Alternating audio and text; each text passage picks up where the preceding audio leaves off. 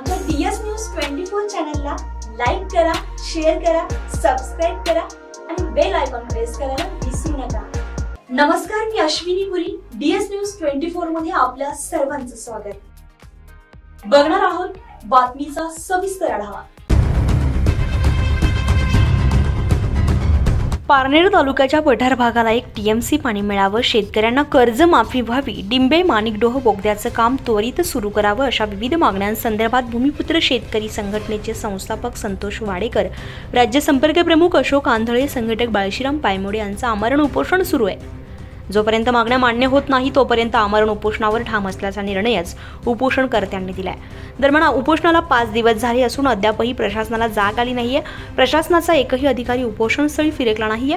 अत्यंत जिव्हाळ्याच्या प्रश्नांसाठी सुरू असलेल्या उपोषणाच्या 3 दिवसानंतर म्हणजेच 4थ्या दिवशी काही राजकीय पुढाऱ्यांना कळवळा आला आणि थेट उपोषण स्थळाचं ठिकाण गाठलं। तसेच उपोषणकर्त्यांच्या मागण्या योग्य असल्याचं सांगत जाहीर पाठिंबा दिलाय। उपोषणस्थळी भेट दिल्यानंतर अहमदनगर जिल्हा परिषदेचे बांधकाम समितीचे माजी सभापती काशीनाथ दातेसर, ठाकरे गटाचे पारनेर तालुका प्रमुख डॉक्टर श्रीकांत पठारे यांनी DS न्यूज 24शी प्रतिक्रिया देताना नेमकं काय म्हटलंय बघूयात।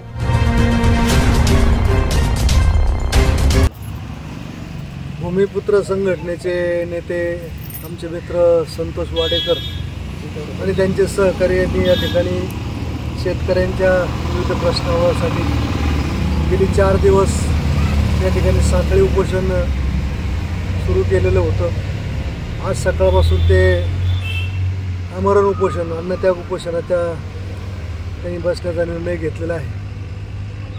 त्या उपोषणाच्या निमित्तानं या ठिकाणी त्यांच्या उपोषणाला खरं म्हणजे मी या ठिकाणी उपस्थित आहे। माझ्याबरोबर आमचे सर्व सहकारी या ठिकाणी उपस्थित आहेत।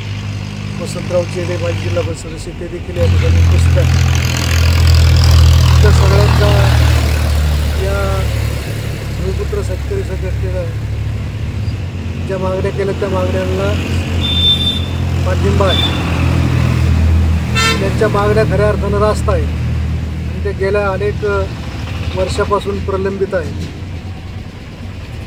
मला असं आठवतंय की जवळपास मला वाटतं बाळासाहेब विखे आपल्या विभागाचे खासदार होते, कैलासवासी बाळासाहेब विखे, त्यांच्या काळात सुद्धा त्यांनी हा विषय कोकणातलं जे वाहून जाणारं पाणी त्या अडवायचं घाटमाथ्यावर आणि ते आपल्या इकडं पूर्व वाहिन्यांना त्या ठिकाणी सोडायचं की जेणेकरून मुळा खोरा आणि गोदावरी खोऱ्यामध्ये पाण्याची उपलब्धता वाढेल आणि मग गोदावरी खोऱ्याचा जो बॅन लागलेला आहे किंवा मुळा खोऱ्याचा जो बॅन लागलेला आहे पुढचं पाणी अडवण्याचा, तर तो प्रश्न निश्चितपणे त्या पश्चिम वाहिन्या जर अडवल्या तर निश्चितपणे सुटण्यासारखा आहे। मला वाटतं याच्यावर बऱ्याच वेळा चर्चा झाली, शासन पातळीवर चर्चा झाली, सर्व पदाधिकाऱ्यांच्यावर चर्चा आहे, परंतु त्याला मूर्त स्वरूप मात्र काही यायला तयार नाही। त्याचे सर्वेक्षण झाले, सरकार दरबारी त्याचा अनेक पाठपुरावा केल्याचे कागदपत्र फाईल्स त्या ठिकाणी आहे, परंतु त्याला प्रत्यक्ष मूर्त स्वरूप या ठिकाणी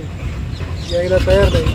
वास्तविक पाहता शासनाचं किंवा तालुक्याचं लोक मतदारसंघाचं प्रतिनिधित्व करणारे जे नेते आहेत त्यांनी विशेषतः याच्यामध्ये खरं म्हणजे लक्ष घालायला पाहिजे होतं आजपर्यंत, परंतु ते घातलं गेलं नाही आणि त्याच्यामुळे जास्तीत जास्त फायदा हा खरं म्हणजे नगर जिल्ह्यालाच त्याचा आहे, परंतु आपण कुठेतरी कमी पडलो आहे असं मला वाटतं आहे।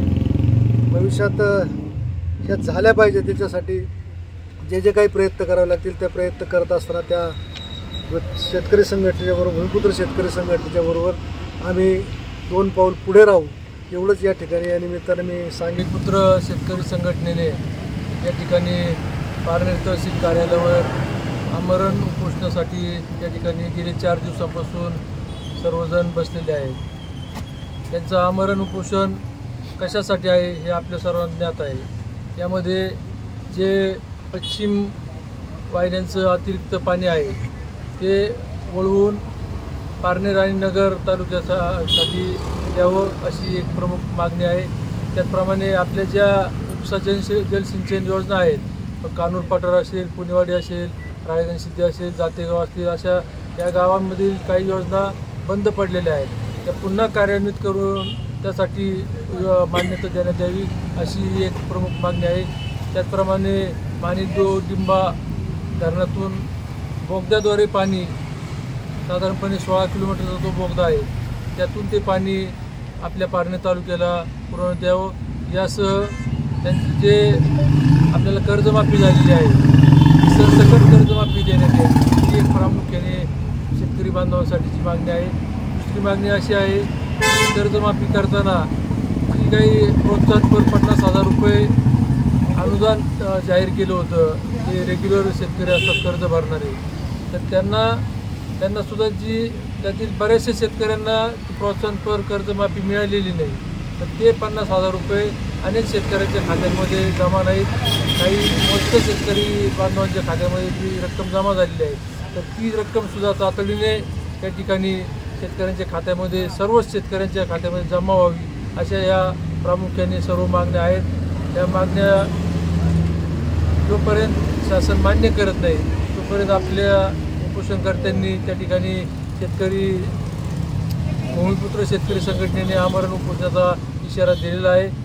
परंतु या मागण्यासाठी अतिशय मोठी इच्छाशक्ती शासनाची असणं आवश्यक आहे आणि त्याचा अभाव मला या ठिकाणी प्रकर्षाने जाणवतो. कारण गेले अनेक वर्षांपासून अनेक जणांनी हे मुद्दे घेऊन आम्हीसुद्धा हे मुद्दे घेऊन अनेक वेळा लढलेलो आहोत. परंतु शासनाची इच्छाशक्ती ही शेतकऱ्यांच्या बाजूने नाही आहे. शेतकऱ्यांना किंवा ग्रामीण भागाला किंवा पाण्यासारख्या दुष्काळी भागाला या गोष्टींचा फायदा व्हावा, पाणी मिळावं अशी शासनाची मानसिकता दिसत नाही. म्हणून या ठिकाणी या भूमिपुत्र शेतकरी संघटनेने आंदोलन पुकारलेलं आहे. या आंदोलनाला हे आमचे सर्व शिवसेना, युवासेना, महिला आघाडी, सर्व शेतकरी सेना, आमची कामगार सेना, सर्व पदाधिकारी आम्ही या ठिकाणी उपस्थित आहोत. सर्वांच्या वतीने या आंदोलनाला आम्ही जाहीर पाठिंबा व्यक्त करतो. आंदोलन अधिक तीव्र करण्याची गरज आहे असं मला या ठिकाणी वाटतं. जी काही मदत लागेल ती आम्ही सर्व शिवसेना म्हणून या भूमिपुत्र शेतकरी संघटनेला पुरवू ही या निमित्ताने या ठिकाणी ग्वाही देतो. DS न्यूज 24 साठी अश्विनी पुरी, पारनेर. अशाच नवनवीन घटना घडामोडी पाहण्यासाठी पाहत रहा DS न्यूज 24. तोपर्यंत मी अश्विनी आपली रजा घेते. नमस्कार.